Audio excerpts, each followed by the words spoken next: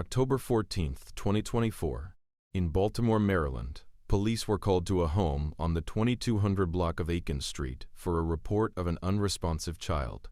When officers arrived, they found 5-year-old Zona Byrd in a second-floor bedroom, unresponsive and cold to the touch. She was pronounced dead later that day. Prosecutors say what investigators uncovered next would reveal a pattern of severe neglect inside the home. Before we get into the confirmed timeline and what happened in court, a quick note. If you want verified, court-focused crime documentaries like this, subscribe to the Courtroom, and please like and share. Authorities say the investigation centered on one key question. How did a 5-year-old reach a point where she could die from malnutrition inside her own home?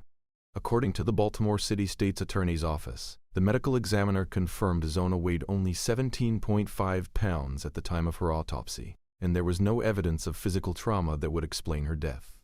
The cause, prosecutors said, was malnutrition. As detectives worked through the home, prosecutors say they found signs consistent with prolonged starvation. The kitchen cupboards were described as completely bare of food. Investigators reported frozen meat in the freezer and a single salad in the refrigerator. But the most damning detail, according to authorities, was that additional food existed in the home, yet it was kept out of the children's reach. Prosecutors say non-perishable food items were located inside the parents' locked bedroom and locked closet. Detectives also documented alarming information about the other children in the household.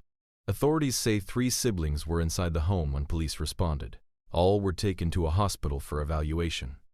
One of them, a 6-year-old boy, was described by prosecutors as emaciated and barely able to stand or walk. Officials reported he weighed about 35 pounds and remained hospitalized for roughly 12 days, receiving treatment until October 26, 2024. Prosecutors say he later recovered. Then came another detail. Investigators say helped establish the severity of the deprivation. Detectives reported learning that one of the children had been seen going through garbage at school in an attempt to find food. Authorities have not publicly confirmed every circumstance around that report, but prosecutors included it as part of the investigative record describing the children's access to food. According to prosecutors in court reporting, investigators questioned the parents, Bernice Byrd and Gerald Byrd, about basic care. Authorities say neither parent could account for when Zona was last fed, and neither took responsibility for feeding her during questioning. Those statements became central to the state's allegations that this wasn't a sudden medical event, but the result of sustained neglect. The legal process moved forward over the months that followed, and by late February 2026, the case reached a decisive courtroom milestone. On February 26, 2026, Bernice Byrd and Gerald Byrd entered guilty pleas in Baltimore City Circuit Court. Prosecutors announced the pair pleaded guilty to first-degree child abuse resulting in death and first-degree child abuse, tied to the starvation of Zona and the severe malnutrition of the 6-year-old brother. With the guilty plea, the case shifted from proving what happened to determining punishment. The state's attorney's office said the maximum penalty is life in prison, and the plea framework discussed publicly includes a sentence structure in which all but 70 years could be suspended. Still an extraordinary term that reflects how seriously the court system treats fatal child abuse cases. Sentencing is scheduled for June 10, 2026. Prosecutors also emphasized the wider impact. 3 surviving children, all described as victims in the case, and the ongoing consequences of what authorities say happened inside that home. In public statements, the state's attorney described the facts as horrific and underscored that the guilty pleas ensured the safety of the surviving children.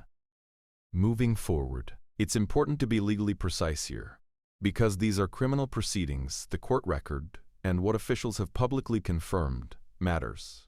In this case, the guilty pleas are a formal admission in court to the charged abuse counts. Still, the sentencing phase is where the judge weighs factors like the severity of harm, the evidence summarized by prosecutors, and any statements presented to the court before imposing a final sentence. As of the latest available information, proceedings are ongoing, with sentencing set for June 10, 2026.